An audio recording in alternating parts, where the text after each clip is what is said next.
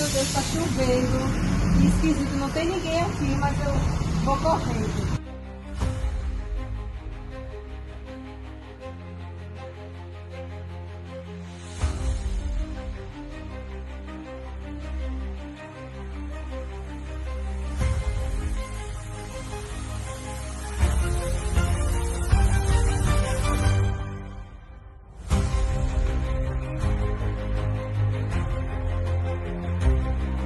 Bora, perdeu. Vai, passa o celular. Se gritar, eu atiro. Perdeu.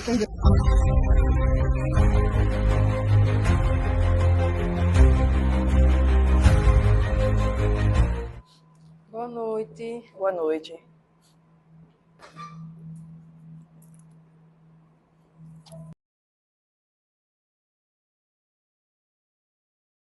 Boa noite. Eu acabei de sofrer um assalto e levaram meu telefone. Eu estou aqui desesperada. Descreva como o roubo aconteceu. Então, eu estava na faculdade, eu larguei, era na faixa de umas 10h15. E eu estava indo para o carro, estava chovendo, esquisito. E quando eu cheguei no carro, de repente chegou essa pessoa e já foi gritando: perdeu, levou meu telefone. O criminoso estava armado? Se sim, com o quê? Arma de fogo, faca? Não, eu não vi ele armado com nada. Eu só vi que ele era moreno, de óculos, com cabelo embaixo e a camisa escura. Ele chegou, eu já vi ele observando quando eu ia no estacionamento, que é muito esquisito. Mas assim, eu não esperava que fosse ser assalto. E eu tenho uma leve impressão que ele estuda lá na faculdade. Entendi. Quantas pessoas estavam envolvidas no roubo? Eu só vi ele chegando, né? Só vi quando eu parei o carro, quando eu estava entrando no carro, na verdade, para sair, ele já chegou falando alto: perdeu, não grite, passa o telefone. E eu só fiz entregar e fiquei desesperada, mas ele saiu, tipo, a pé, sozinho, aparentemente, correndo sozinho. Eu não vi se ele teve alguma ajuda depois. Ele levou somente o seu celular? Foi, o celular estava tudo, a minha vida, tudo. Houve violência física ou ameaça verbal? Não, ele só chegou gritando: perdeu, passa o celular, não grite, fique parada, tal, e eu só fiz entregar o telefone. Foi muito rápido, muito rápido. Você reconheceria o criminoso se o visse novamente? Eu acho que sim, porque ele usa óculos. Quando eu fui entregar o telefone, eu olhei assim para ele usa óculos, estava com uma blusa escura, ele é moreno, cabelinho baixo. Eu acho que eu já vi ele pela faculdade.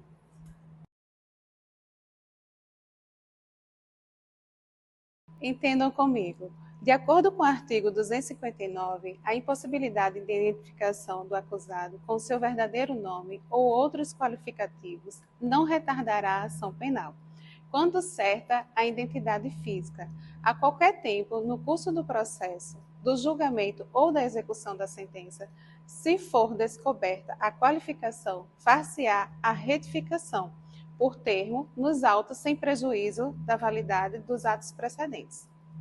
Boa tarde, Excelência. Boa tarde. O réu não compareceu e até o momento não deu uma justificativa plausível. Ele foi devidamente intimado? Sim. Determino que ele seja coercitivamente conduzido à presente audiência.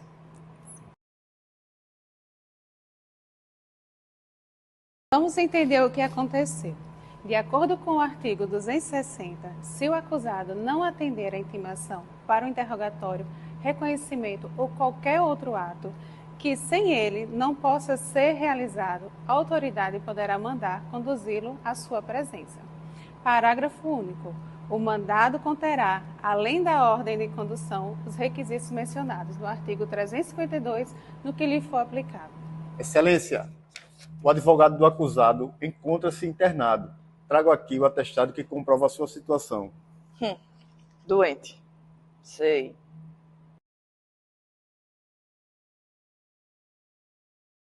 Você sabia? De acordo com o artigo 261, nenhum acusado, ainda que ausente ou foragido, será processado ou julgado sem defensor. Parágrafo único. A defesa técnica, quando realizada por defensor público ou dativo, será sempre exercida através da manifestação fundamentada. Bom dia, Olá, bom dia. Em que posso ajudá-la? eu sou a mãe do Pedro. Vim participar da audiência porque ele só tem 16 anos. Certo. Pode entrar, por favor. Começa em 10 minutos.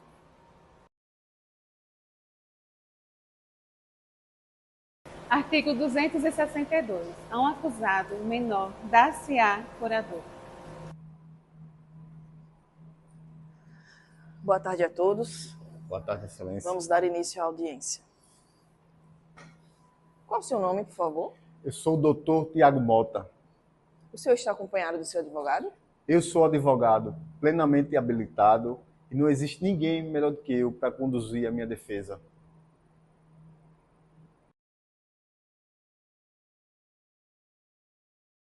Vamos ver se o Dr. Tiago Mota está com a razão. Ele sempre está com a razão.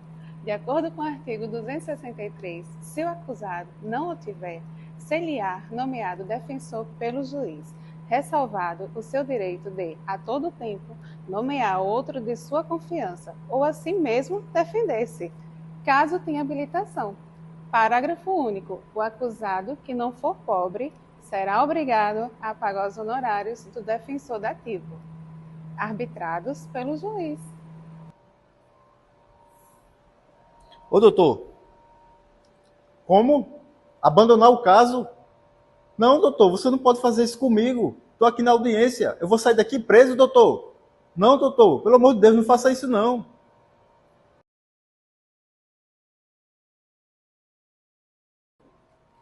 Imagine você ser abandonado pelo seu defensor. De acordo com o artigo 265, o defensor não poderá abandonar o processo sem justo motivo, previamente comunicado ao juiz, sob pena de responder por infração disciplinar perante o órgão correcional competente. Parágrafo 1º. A audiência poderá ser adiada se por motivo justificado o defensor não puder comparecer. Artigo 2º. Incumbe ao defensor provar o impedimento até a abertura da audiência. Não fazendo, o juiz não determinará o adiamento do ato algum do processo, devendo nomear defensor substituto, ainda que provisoriamente ou só para o efeito do ato. Parágrafo 3º. Em caso de abandono do processo pelo defensor, o acusado será intimado para constituir novo defensor, se assim o quiser, e na hipótese de não ser localizado, deverá ser nomeado defensor público ou advogado dativo para sua defesa. Excelentíssima, antes de entrar aqui na audiência, acabei de receber uma ligação do doutor dizendo que iria abandonar o meu caso. Devido ao abandono de seu advogado, vou nomear um defensor. Dr. Carlos, se apresente, por favor. O senhor será o novo defensor do senhor João.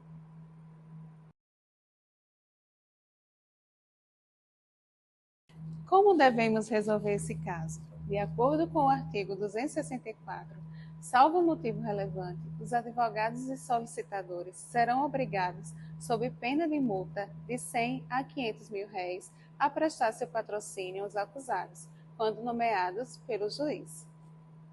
Bom dia a todos. Bom dia. Vamos dar início à audiência. Vossa Excelência, antes de dar prosseguimento, eu quero deixar registrado que a senhora é prima do réu e está impedida de atuar nesse processo.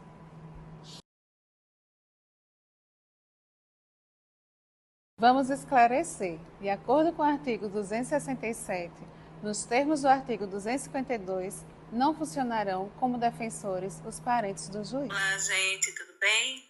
Vim aqui trazer um pouco mais de informações sobre do acusado e seu defensor. Querem aprender um pouco mais? Então vamos lá. Agora vamos ver o que diz o artigo 266 do CPP.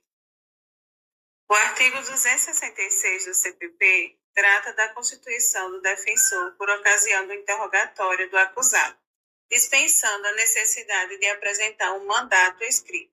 Em resumo, se o acusado indicar um advogado durante o interrogatório, esse advogado pode assumir a defesa sem precisar de um mandato formal. Agora vamos falar sobre o direito de defesa, um princípio fundamental na Constituição brasileira. Assegura a todo indivíduo o direito de apresentar argumentos, provas e contrariedades em sua própria defesa, garantindo um julgamento justo e imparcial. Ele é essencial em processos judiciais e administrativos e se aplica a todos os acusados em geral. A Constituição Federal, em seu artigo 5º, inciso 55, garante o contraditório e a ampla defesa com os meios e recursos inerentes. Vamos falar sobre o princípio da intranscendência.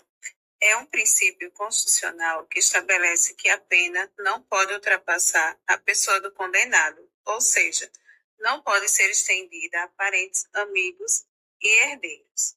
A responsabilidade penal é individual e não pode ser transferida a terceiros.